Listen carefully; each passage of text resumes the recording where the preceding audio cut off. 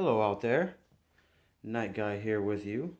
Just wanted to show you guys a little bit of post-battle damage here on one of my favorite self-fabricated training tool weapons. This was my self-made, self-fabricated, self-titled, I guess, Dane's axe. You can see that there. Um,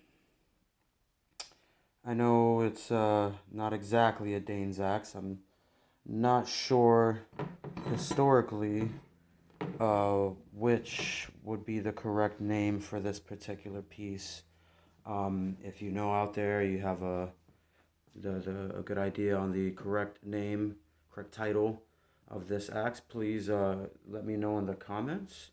But for now, it's my self-fabricated Dane's axe. I was looking to get one for a while for some training purposes. However, most of them only come bladed, which is really cool, and I may still get one of those just to try it on some cutting tests. But I really prefer to cut more with swords and short swords and knives and machetes. Um, I don't really see myself doing too many cut tests with axes. Just not doesn't sound like I'll personally get too much fun out of that. If anybody else does, I go for it. Anyhow, this axe, this particular piece didn't come like this originally. This handle that I have here was actually the original handle. You can see that there.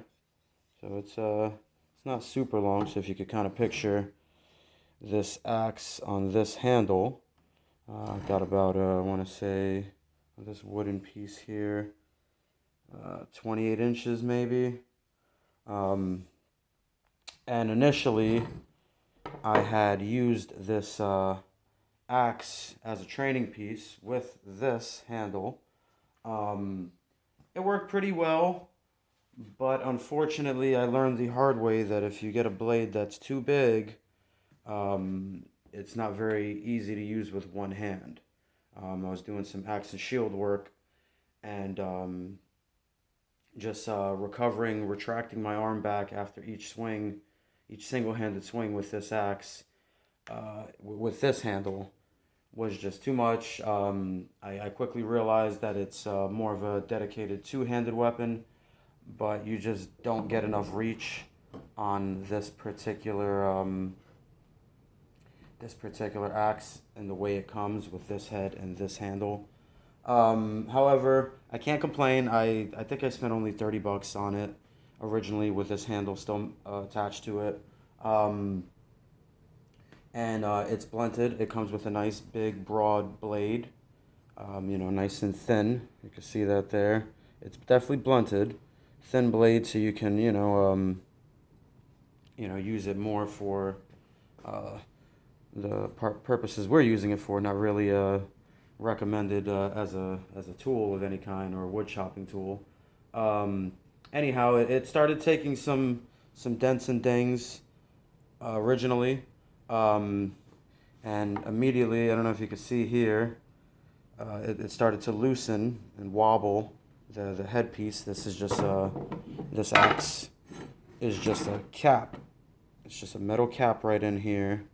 Um, I mounted it to this piece with some steel weld and some good old Gorilla Glue duct tape for now. We're going to see how that works. I may do a more elaborate mounting setup. I would like to put some brackets in here and get them riveted in.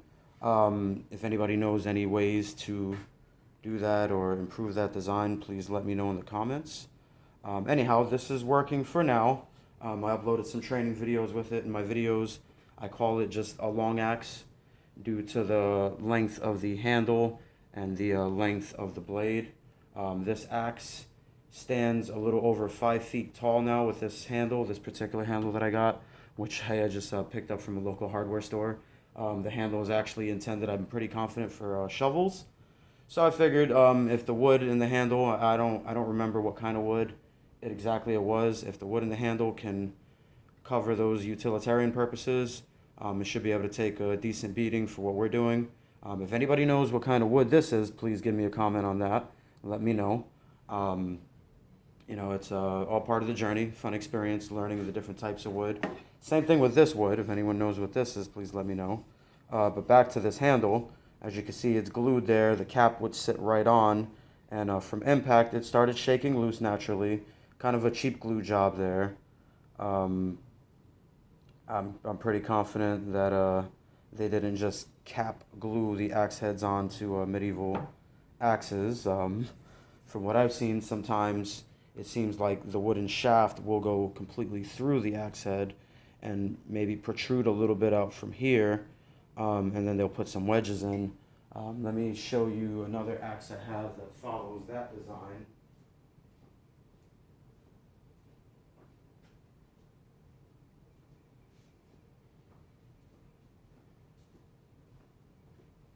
If you see here, I have my Ragnar's axe. I see the wood coming out. I did a review on this one in another video, and that seems how they're normally made. This one doesn't have the wedges in it, so I ended up fastened a nail in here um, with some glue there. I'm gonna go ahead and cut this off, this nail, soon, cut it out completely. That should keep it pretty solid. It's still bladed. We're gonna, test this out with some cuts. I haven't done any cutting test on it yet, but I did another review on this axe in a previous video. I'll let you know as soon as I, finish with the modifications on this one, get it ready for usage. Let me know if you want to see Ragnar's axe in use. But back to the mounting. This is how I believe they're typically made. So the design of this current axe, I don't feel it's very practical for usage. Um, so, when it started to break, eventually got really loose, and I came up with the idea that maybe it wouldn't be such a bad thing if it did break, because then it gave me the excuse I wanted to mount it to a much longer handle there. Turn it into a prototype Danax. And I honestly can say I love it. I absolutely love it. I need to file this down a little bit more. This point is still a little bit rough for the training that we're doing. When you extend it out, if you try to retract really fast, you might catch your opponent, your opponent's hand or a piece of your opponent's armor, or worst case, something more vital. So we're definitely gonna grind that down a little more. I'm gonna try to really round it out down here. But in usage, it has worked great. There's nothing like the leverage that you get out of swinging something like this. Once again, I always mention in our training sessions, we use very, very light impact. We operate at a very controlled pace and controlled cadence. Um, because of obviously these are dangerous. This is a, piece of steel you're swinging at someone. I love this tool. I may be uploading some more videos soon using this particular piece of equipment.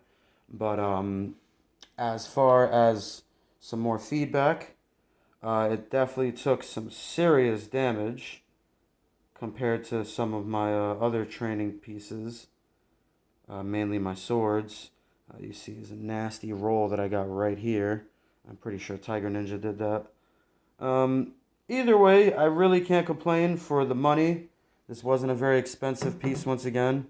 Originally, it was only about 30 bucks with this particular handle. After a snap, I wasn't too mad, pulled out some Gorilla Glue duct tape, got some steel weld and picked up one of these handles. Pretty sure I only spent about 11 bucks on that handle there. And it's a great training tool. Let me know if you guys have any methods you think that I can use to improve this piece. Any better ways I can mount it to this handle. All right, and we'll see you in the battlefield. Thanks for watching.